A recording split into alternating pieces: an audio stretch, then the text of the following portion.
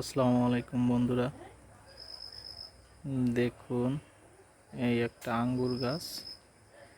এই গাছটা 10 দিন আগে লাগানো হয়েছে নার্সারি থেকে কিনে। দেখুন এই গাছটা এই যে টবে লাগানো হয়েছে, টবের গোড়ায় বৃষ্টি হয়েছে তো এই জন্য একটু কেমন কেমন দেখা যাচ্ছে, কিন্তু এর বয়স 10 দিন। আমি নার্সারি থেকে কিনে এনে এই টবে রোপণ করছি। আল্লাহর রহমতে ভালোই হয়েছে। পাশে লাঠি দিয়ে